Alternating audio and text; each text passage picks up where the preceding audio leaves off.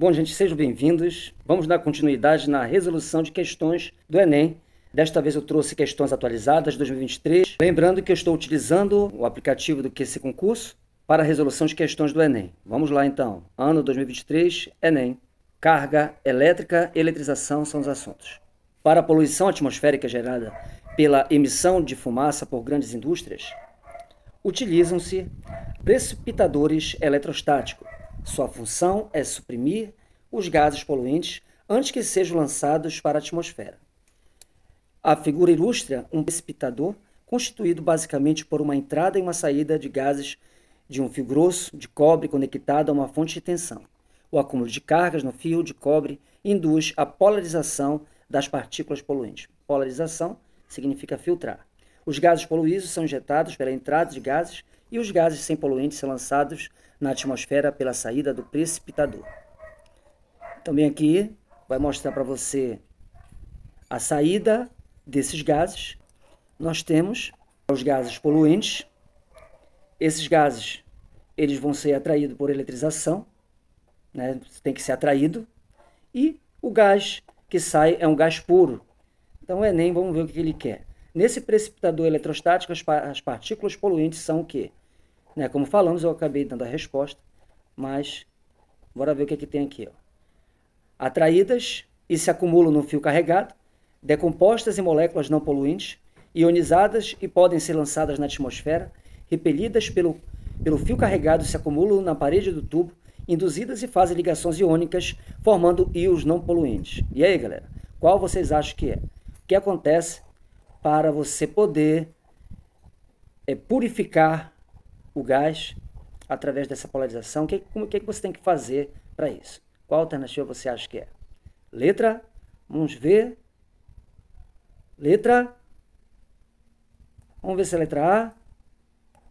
Vamos ver, atraídas e se acumulam no fio carregado. Será que é essa? Vamos lá. Atraídas e se acumulam no fio carregado.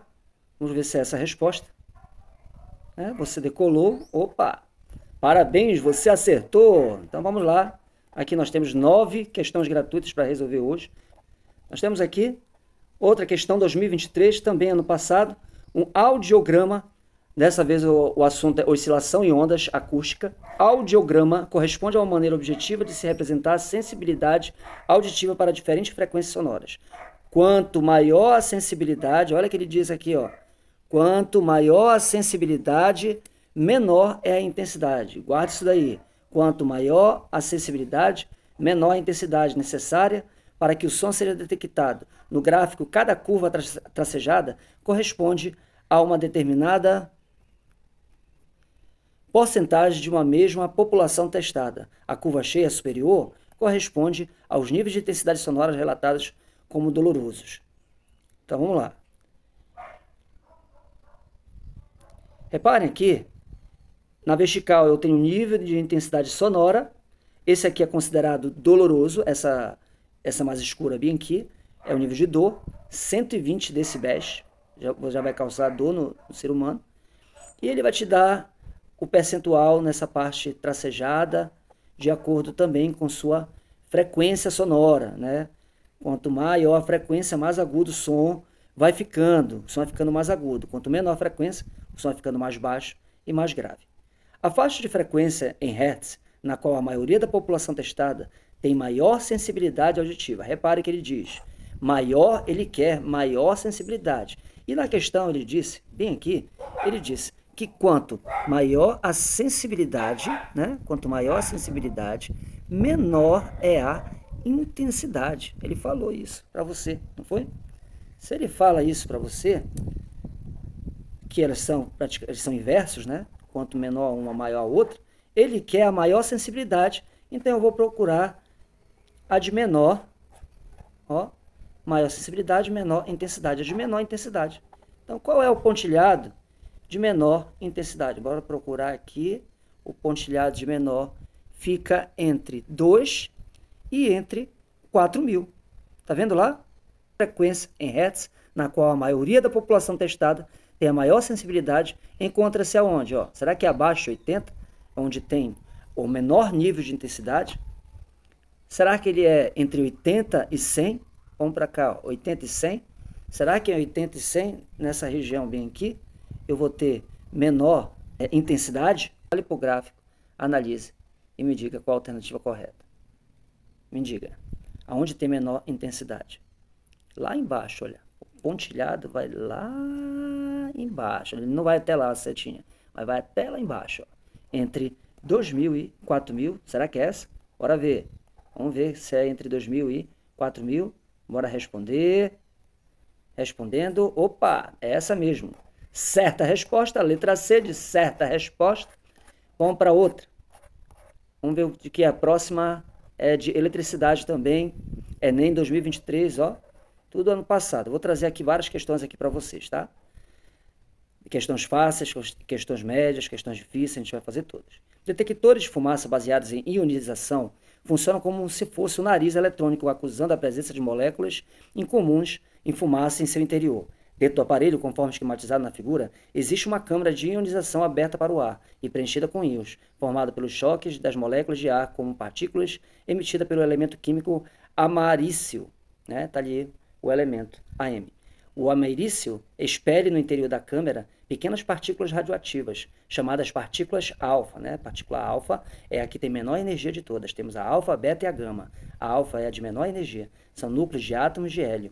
Com choque, são formados cátions e elétrons. E reparem que tem eletricidade aqui, ó, cátions e elétrons, positivo e negativo, que transitam em direções opostas entre dois eletrodos. Lembrando que sai sempre do maior potencial para o menor potencial.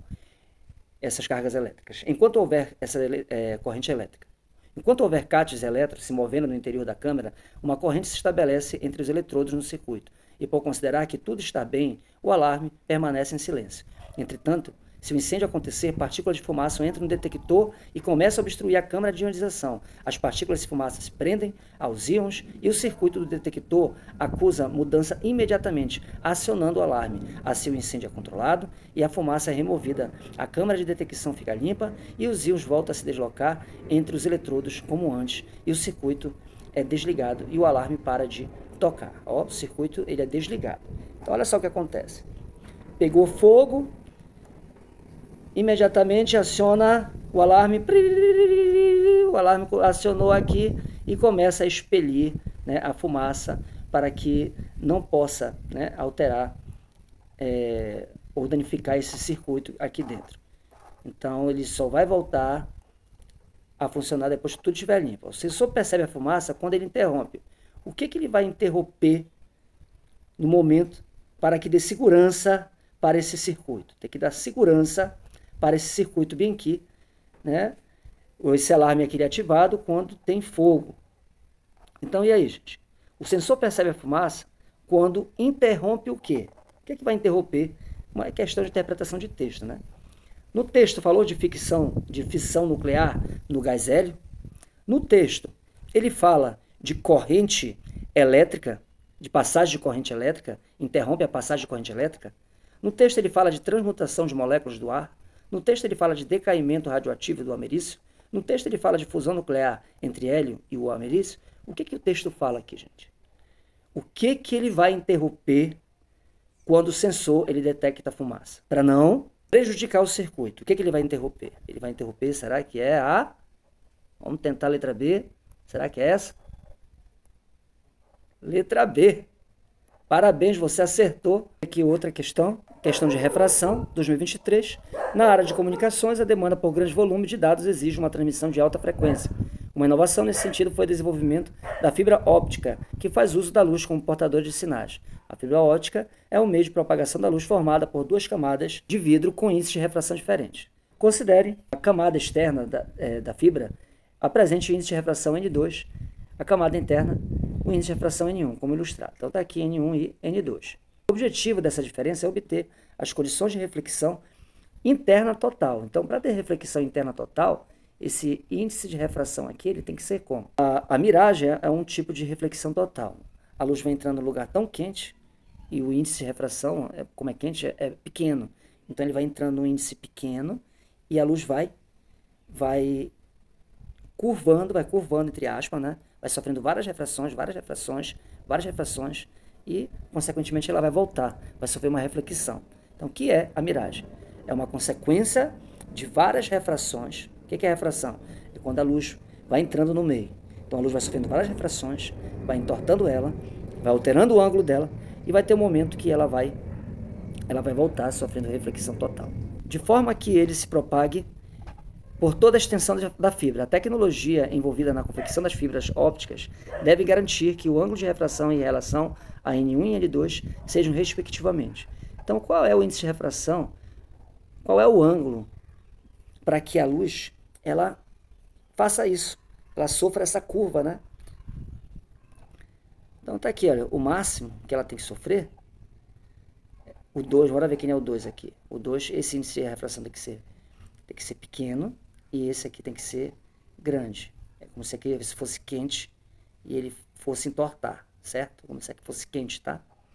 Então, olha lá. Esse aqui é menor e esse é maior. O 1 é maior do que o 2. Então, o 1 é maior do que o 2. O ângulo máximo para que isso aconteça, vamos ver. 90 graus. Aqui, ó. Faz isso aqui. O ângulo máximo é de 90 graus.